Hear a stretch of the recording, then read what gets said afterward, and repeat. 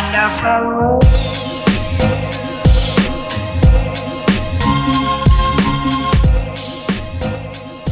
Hi, welcome to Orlando Local Living. My name is Shireen Felder, and I proudly serve the Central Florida area, Orlando, Florida, and am a proud resident of College Park.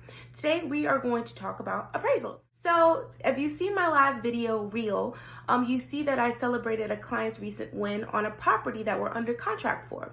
So, in that case, I always suggest my clients, if they have the funds or capital readily available, to consider putting money into the offer, in the sense that if the property doesn't appraise at the purchase price that we offer the seller, they're willing to pay over appraised value up to the purchase price offer. So an example would be, if the purchase price we submit for is for $200,000 and the property appraises at $195,000, they would be willing to pay somewhat of a little difference up to the purchase price, depending on what that amount is.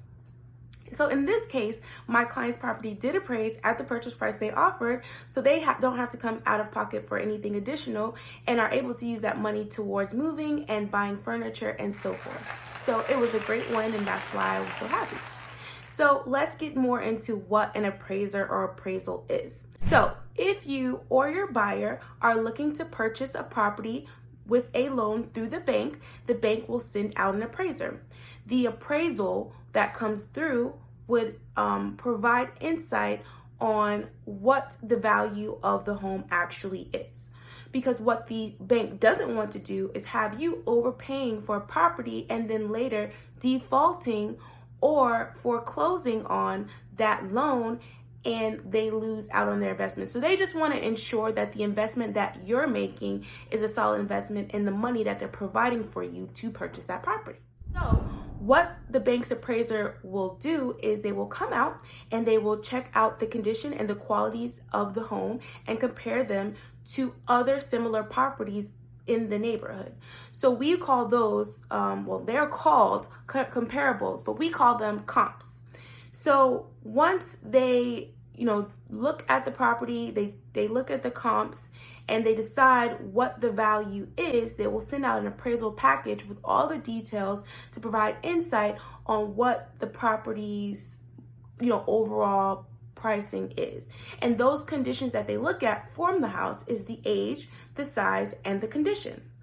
So now we're going to go into a little bit more about what four main components they are looking or will do in order to do that appraisal.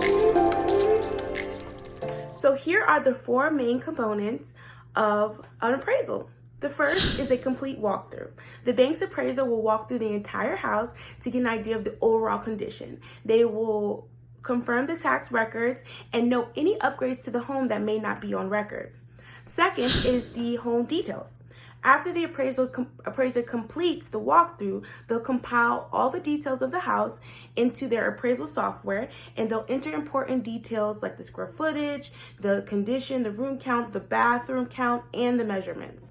Number three is the comparables. So that's what we talked about, comps, which is going to be the similar houses in your neighborhood, or in that neighborhood specifically. They will use that to see what that difference is in your property versus those other properties, and what type of qualities it has that maybe the others don't. So an example would be like, if your property has a bonus room and the comparable does not, they will take that into consideration and would either increase or decrease whether you have more or less. And the last and most important part is going to be the evaluation. So once they've compiled all that information, they have it in their software, they're going to generate, the full details and tell the bank whether or not the investment is worth the money that you offered on the property. And what the appraisal will do is they'll send it out to the bank, to the buyer, and the seller. And from there, we would all know, exactly what the value of the home is worth based off of that appraiser's evaluation or review, So this is what happens if you don't have a good agent. If you're selling a home and the appraisal comes back low, the buyer may demand, for you to decrease the price.